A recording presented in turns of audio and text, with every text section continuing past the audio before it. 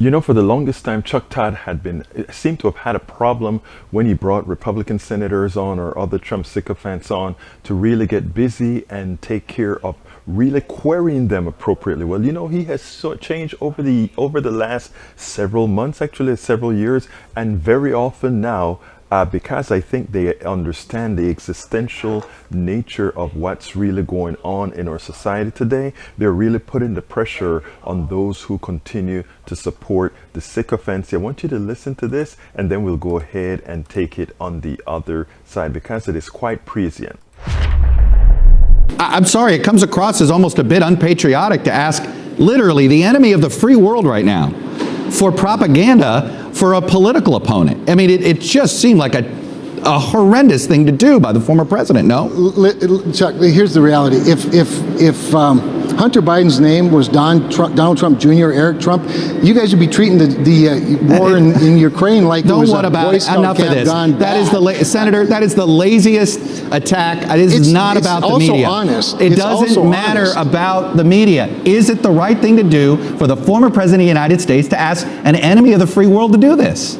Well, what the former president is doing is nothing compared to what the current president is doing in this circumstance. That's really the bigger issue. Donald Trump is Donald Trump. He hasn't changed. He's not going to change. It's more interesting to the Washington press corps than it is to the general public. Was it the wisest thing in the world to say? Perhaps not, but he's Donald Trump, and he says these things. And the reality is that Vladimir Putin is a war crime, a war criminal. I wouldn't trust anything that came out of it. If he had actual evidence that a crime was committed, if any of us had evidence that a crime was committed, we ought to present it. That's obvious. The problem is, to your point, the source would not be a trustworthy source, obviously. But once again, Donald Trump baited you all, and you all took the bait, and now we're having a discussion about the Bidens. Look, I'm not gonna debate you about whether Trump gets too much coverage or not enough. Right. But he is the leader of your party, sir. At the end of the day, whether you like it or not, he's the leader of your party.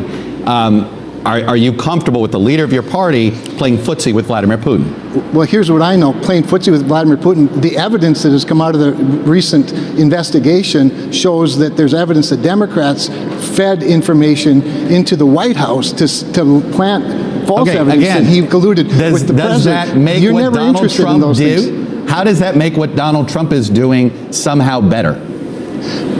Well, first of all, it doesn't necessarily make it better, but he's a former president. We have a current president who has called for regime changes in Russia. That's dangerous. We have a current president who says that sanctions are never intended or would never deter Vladimir Putin. We're all going, why did we issue sanctions then? And so, no, I'm way more concerned, and I think the American people are, with the current president and his behavior and really the lack of scrutiny of it compared to a former president who has a long history of saying sort of outrageous things, whether seriously or not seriously, and being taken way, way, way too seriously, frankly, by a press corps that's all too anxious to jump on an interesting personality, to say the least. But I might also add, Chuck, that when Donald Trump was president, Russia didn't invade Ukraine. Russia's invaded Ukraine only when the Bidens have either been vice president or president. So, I kind of like that style of leadership. And by the way, he brought the price of oil and gas down by unleashing American innovation and energy. Again, look, rationalize on that stuff. That's a political argument. That's fair. Again, working with the enemy seems to be a bridge too far. Senator Kevin Cramer, Republican from North Dakota. Appreciate you coming on. Working with the enemy seems like a bridge too far. Working with the enemy. And then he goes ahead and he said, that is lazy thinking, Senator. I mean, when you see a Chuck Todd comes out and really digs into a senator like that, when normally we remember the days when he was usually very casual with any Republican that showed up onto his program, he always tried to, I wouldn't say appease, but always try to find the false equivalence that we all know is never there. It is great to see that maybe they're noticing that they were a part of the problem that created what Donald Trump was, and in so doing now they're making sure to be a lot more not even-handed, but truthful, and also calling out that which needs to be called out. In this case, I got to say again, Chuck Todd, good job.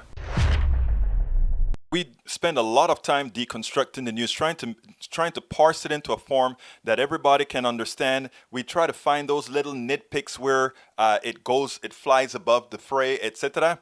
If you really like these videos that we do, I want to ask a big favor. Please go ahead. Number one, subscribe to our channel, and number two, please join if you can. Thank you so kindly for watching. Keep watching. Please remember to share. We must populate the entire internet with our progressive message, a message that we know is what most Americans say that they want. So help us, please join.